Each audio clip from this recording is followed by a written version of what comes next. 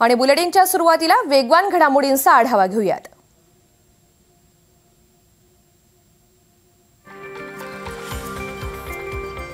बिहारच्या मुख्यमंत्रीपदी नितीश कुमार 10व्यांदा विराजमान होणार आहेत। आज गांधी मैदानावर दुपारी 1:30 वाजता शपथविधी सोहळा पार पडणार आहे। या शपथविधी सोहळ्याला पंतप्रधान मोदी सुद्धा हजर राहतील।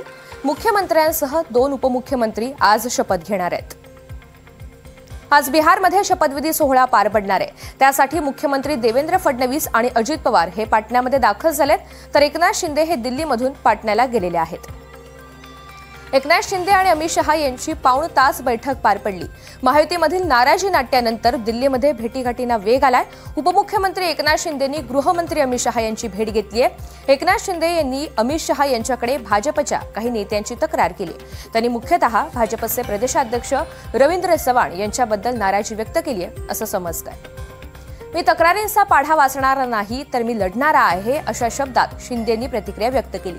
त्याचबरोबर महायुतीला गालबोट लागणार नाही याची काळजी घ्यावी। छोट्या तक्रारी राष्ट्रीय पातळीवर आणत नाही। नाराजीचा विषय कालच संपलाय असं शिंदेंनी स्पष्ट केलंय। आज उद्धव ठाकरे यांच्या ज्येष्ठ शिवसैनिकांचा मेळावा मुंबईमध्ये आयोजित करण्यात आलाय। उद्धव ठाकरे यांच्या उपस्थितीमध्ये हा मेळावा दादरमध्ये होणार आहे। मेळाव्यामधून उद्धव ठाकरे ज्येष्ठ शिवसैनिकांना मार्गदर्शन करणार आहेत। महाविकास आघाडी नेत्यांची आज बैठक आयोजित करण्यात आली आहे। आगामी स्थानिक स्वराज्य संस्था निवडणुकीच्या अनुषंगानं 11 वाजता शिवालय इथे बैठकीचं आयोजन करण्यात आलंय। शिवसेना मनसेमध्ये जागा वाटपाच्या प्राथमिक चर्चेला सुरुवात झाल्याची माहिती सूत्रांनी दिली। ठाकरे सेना युतीमध्ये मनसेला 70च्या आसपास जागा देण्याची ठाकरे गटाची तयारी आहे असं समजतंय। आरक्षण सोडत जाहीर झाल्यानंतर पुढील चित्र स्पष्ट होणार आहे। काँग्रेस प्रदेशाध्यक्ष हर्षवर्धन सपकाळ यांनी मुंबईमध्ये उद्धव सेना आणि मनसे युती संदर्भात प्रतिक्रिया व्यक्त केली। स्थानिक कार्यकर्त्यांचं मत विचारून निर्णय घेतला। प्रत्येक पक्षाला आपली धोरणं ठरवण्याचा अधिकार आहे असं त्यांनी सांगितलंय। महाराष्ट्र समाजवादी पक्षाचे प्रदेशाध्यक्ष अबू आझमी यांनी स्वतंत्रपणे निवडणूक लढण्याची घोषणा केली आहे। समाजवादी पक्ष बीएससी निवडणुकीमध्ये 150 जागांवर उमेदवार देणार आहे। स्वार्थासाठी जवळ घ्यायचं आणि अंगलट आल्यावर फेकून द्यायचं अशी भाजपची वृत्ती आहे। याचा पहिला बळी काशीनाथ चौधरी ठरले अशी घणाघाती टीका विनायक राऊत यांनी केली आहे। मुंबईमध्ये मनसे सोबतच्या युतीबाबतची सकारात्मक चर्चा योग्य दिशेने सुरू आहे अशी माहिती सुद्धा त्यांनी दिली। काँग्रेस नेते बाळासाहेब थोरात यांचा बालेकिल्ला असलेल्या संगमनेरमधून काँग्रेस यावेळी गायब झालेली आहे। थोरातांनी संगमनेर नगरपालिका निवडणुकीची सूत्र त्यांचे भाचे आमदार सत्यजित तांबे यांच्याकडे सोपवली आहेत। तांबे यांनी काँग्रेस पक्षाचं चिन्ह बाजूला करून नेताजी सुभाषचंद्र बोस यांनी स्थापन केलेला ऑल इंडिया फॉरवर्ड ब्लॉक पक्षाचं चिन्ह हाती घेतलंय। सामाजिक कार्यकर्त्या अंजली दमानिया यांनी फडणवीस, शिंदे आणि अजित पवार यांच्यावर निशाणा साधलाय। कधी मुख्यमंत्री दिल्लीमध्ये जातात तर कधी उपमुख्यमंत्री अजित पवार दिल्लीमध्ये तर कधी एकनाथ शिंदे दिल्लीमध्ये। कठीण आहे महाराष्ट्राचं राजकारण असं म्हटलेलं आहे। नेरूळच्या शिवस्मारकाचं बेकायदेशीर उद्घाटन केल्याप्रकरणी अमित ठाकरे यांच्यावर गुन्हा दाखल झाल्यानंतर नवी मुंबई पोलीस त्यांना नोटीस द्यायला गेले होते, मात्र अमित ठाकरेंनी ही नोटीस स्वीकारलेली नाही। मनसे नेते अमित ठाकरे यांच्यासह 70 जणांविरोधात हा गुन्हा दाखल झालाय, मात्र 1.5 तासानंतर सुद्धा अमित ठाकरेंनी ही नोटीस स्वीकारलीच नाही। पुण्यातील वादग्रस्त मुंढवा जमीन व्यवहार प्रकरणामधील आरोपी शीतल तेजवानी यांचा जबाब नोंदवण्यात आलाय। पोलीस आयुक्त अमितेश कुमार यांनी या संदर्भातली माहिती दिली आहे। दरम्यान या प्रकरणाचा सगळ्या बाजूने तपास केला जात असल्याचं पोलिसांनी सांगितलंय। पार्थ पवार नाही तर संपूर्ण सरकार जमीन घोटाळ्यामध्ये लिप्त आहे। जमीन घोटाळ्यामध्ये मोठ्या प्रमाणात मुंबई महाराष्ट्र विकला जातोय। पार्थ प्रकरणावरून नाना पटोलेंनी सरकारवर घणाघात केलाय। भाजपचे आमदार रणजितसिंह पाटील यांनी खासदार सुप्रिया सुळे यांना एक पत्र पाठवलंय। पाटील यांनी सुप्रिया सुळे यांचं नाव न घेता राजकीय अपरिहार्यतेतून माझ्यावर जाणीवपूर्वक खोटे आरोप केले जात आहेत असं त्यांनी नमूद केलंय। तुळजापूरच्या कथित ड्रग्ज प्रकरणाशी संबंधित या पत्रामध्ये उल्लेख करण्यात आलाय। सोलापूरच्या अनगर नगराध्यक्ष पदासाठी उज्ज्वला थिटे यांचा अर्ज बाद झाल्यानंतर आता त्या निवडणूक अधिकाऱ्यांच्या निर्णयाविरोधात कोर्टात दाद मागणार आहेत। राजन पाटील यांचा हा कट असून त्यांच्या विरोधात कुणी गेलं तर त्याला मागे खेचण्याचा प्रयत्न केला जातो असं त्यांनी म्हटलंय। दरम्यान माझ्यावर, माझ्या वडिलांवर आणि कुटुंबावर खालच्या पातळीवर जाऊन टीका करतात। जी भावना तयार झाली होती ती बाहेर पडलो अशी प्रतिक्रिया भाजपचे नेते बाळाराजे पाटील यांनी व्यक्त केली। अनगरकरांनी निवडणूक बिनविरोध केल्याबद्दल बाळाराजे यांनी आभार मानलेत। अजितदादांबद्दल जी भाषा वापरली गेली ती शोभणारी नाही। नाव बाळाराजे असलं तरी त्यांनी बाळासारखं राहावं अशी टीका सूरज चव्हाण यांनी केली आहे। तसंच आपल्या राजकीय जीवनाला ज्यांच्यामुळे भरभराटी मिळाली त्यांना विसरू नये असाही सल्ला दिला। घरातल्या वडीलधाऱ्याने एखाद्या गोष्टीवरून आपले कान टोचले तर आपण घर सोडून जातो का? राज ठाकरेंनी कान टोचले तर जिवारी का लागावं, असा सवाल मनसे प्रवक्ते योगेश खैरे यांनी पिट्याभाईला उद्देशून केला। अंबादास दानवेंना बॉस बदलायचा असेल म्हणून त्यांनी असं विधान केलं असं म्हणत मंत्री उदय सामंत यांनी खोचक टोला लगावलाय। नागपुरात काँग्रेसच्या गटबाजीला कंटाळून 221 पदाधिकाऱ्यांनी सामूहिक राजीनामा दिला। नगरपंचायत नगरपालिकेमध्ये मनमानी झाल्याचा आरोप करत पदाधिकाऱ्यांनी राजीनामा दिलेला आहे। त्यामुळे निवडणुकीच्या तोंडावर काँग्रेसला हा मोठा धक्का मानला जातोय। एकनाथ खडसे सोयीचं राजकारण करतात असा टोला शिंदे गटाच्या आमदार चंद्रकांत पाटलांनी खडसेंना लगावलाय। मुक्ताईनगरमधून खडसेंनी घेतलेली माघार म्हणजे सर्व मिलीजुली सरकार असल्याचा दावा सुद्धा चंद्रकांत पाटील यांनी केला। राज्यातील सरकार महाराष्ट्राच्या विकासासाठी एकत्र आलेले नाहीत, हे सरकार महाराष्ट्र लुटण्यासाठी आलेलं आहे, अशी टीका नाना पटोले यांनी केली आहे। देशभरातील लाखो शेतकऱ्यांची प्रतीक्षा संपली आहे। पंतप्रधान नरेंद्र मोदी यांनी 19 नोव्हेंबर रोजी तामिळनाडू आणि आंध्र प्रदेशच्या दौऱ्यात शेतकऱ्यांसाठी मोठी बातमी दिली। पंतप्रधान नरेंद्र मोदी यांनी कोइंबतूर इथून पीएम किसान योजनेचा 21वा हप्ता हस्तांतरित केलेला आहे। शेतकऱ्यांच्या बँक खात्यामध्ये 2000 रुपये जमा होत असल्याची घोषणा त्यांच्याकडून करण्यात आली आहे। अमेरिकेचे राष्ट्राध्यक्ष डोनाल्ड ट्रम्प यांनी रशियाच्या 2 प्रमुख तेल कंपन्यांवर लादलेल्या निर्बंधांमुळे भारताला होणाऱ्या कच्च्या तेलाच्या पुरवठ्यावर याचा परिणाम झाला। ताज्या आकडेवारीनुसार नोव्हेंबरमध्ये रशियाच्या कच्च्या तेलाच्या निर्यातीमध्ये 66% घट झाली, कारण भारतामधील रिफायनरीज 21 नोव्हेंबरपासून लागू होणाऱ्या रोजनेफ्ट आणि अमेरिकेच्या निर्बंधांबद्दल सावध आहेत। भारतीय दूरसंचार नियामक प्राधिकरणानं अर्थात ट्रायनं आता फसव्या SMS आणि फिशिंग क्रियाकलापांना आळा घालण्यासाठी एक कडक पाऊल उचललंय। ट्रायनं देशामधील सर्व दूरसंचार कंपन्यांना व्यावसायिक संप्रेषणासाठी पाठवल्या जाणाऱ्या सर्व SMS टेम्पलेट्समधील व्हेरिएबल घटकांना प्री टॅग करण्याचे निर्देश दिलेले आहेत। उत्तरेकडील थंड वाऱ्याचे प्रवाह सुरूच असल्यामुळे राज्यात पारा 7 अंशांच्या खाली घसरलाय।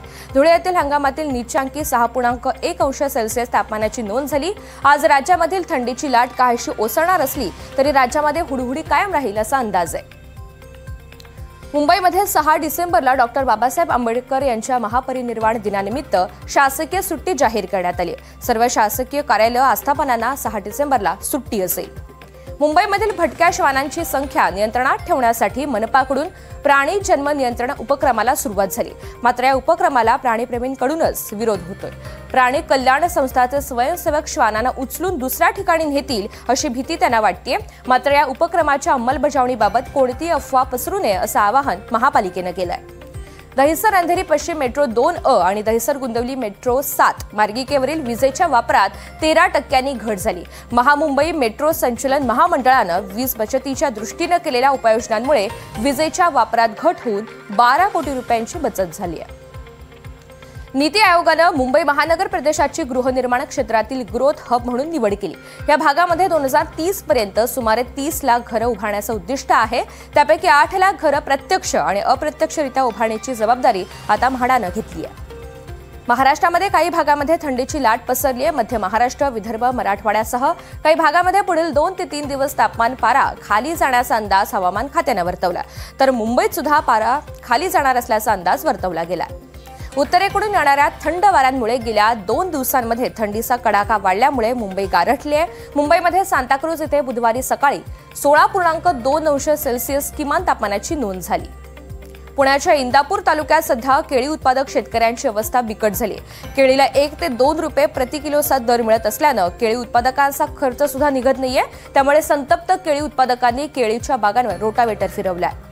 जालना जिल्ह्यामध्ये अनेक भागात रब्बीच्या पेरणीची लगबग सुरू झाली आहे। गहू, हरभरा यासह मका लागवडीकडे शेतकऱ्यांचा कल वाढलाय। तसंच सरकारकडून सुद्धा नुकसानग्रस्त शेतकऱ्यांना बियाण्यांच्या खरेदीसाठी 2 लाख शेतकऱ्यांच्या खात्यावर 154 कोटी 16 लाखांची रक्कम जमा करण्यात आली आहे। सध्या बाजार समितीमध्ये हळदीला 13 ते 14 हजार रुपये दर मिळत असल्यामुळे शेतकऱ्यांकडून समाधान व्यक्त केलं जात आहे। हळदीच्या भावात वाढ झाल्यामुळे बाजार समितीतील हळदीची आवक देखील मोठ्या प्रमाणात वाढली आहे। सांगलीच्या वाळवा तालुक्यामधील कामेरीमध्ये ऊसतोड सुरू असताना ऊसतोड मजुरांना 4 लहान पिल्लं आढळली। ही पिल्लं बिबट्याची नसून ती वाघाटा मांजराची असल्याचं वन विभागानं सांगितलंय। पिल्लांच्या अंगावर तांबूस रंगाचे पट्टे असल्यामुळे ही बिबट्याची पिल्लं असावीत असा समज झाला होता। नांदेडमध्ये कापूस पिकावर म रोगाचा प्रादुर्भाव झालेला आहे आणि त्यामुळे कपाशीची बोंड ही गळून पडतायत. त्यामुळे कापसाच्या उत्पन्नात घट होतीये. या रोगामुळे शेतकऱ्यांचं मोठं आर्थिक नुकसान होतंय. नांदेडच्या विष्णुपुरी जलाशयाच्या बॅकवॉटरमुळे परिसरामधील शेतकऱ्यांच्या पेरण्या रखडलेल्या आहेत. या परिसरामध्ये विष्णुपुरी जलाशयाच्या बॅकवॉटरनं शेतीत ओलावा निर्माण झालाय. त्यामुळे गहू आणि हरभरा या पेरण्या रखडलेल्या आहेत. अँटीबायोटिक्सचा गैरवापर ही मोठी समस्या बनली आहे. या समस्येवर उपाय करण्यासाठी केंद्र सरकारनं राष्ट्रीय कृती आराखडा AMR 2.0 जाहीर केला आहे. त्या अनुषंगानं विभागीय पातळीवर व्याप सुधारणा केल्या जाणार आहेत. गर्भाशयाच्या कॅन्सरचं प्रमाण भारतामध्ये वाढतंय. 2023च्या आकडेवारीनुसार 35,000 महिलांचा गर्भाशयाच्या मुखाच्या कॅन्सरनं मृत्यू झाला. भारतात दरवर्षी 1.2 लाखांपेक्षा अधिक रुग्ण आढळून येत आहेत. पंतप्रधान नरेंद्र मोदी यांचा आंध्र प्रदेशच्या पुट्टाभर्ती इथे भव्य रोड शो पार पडला.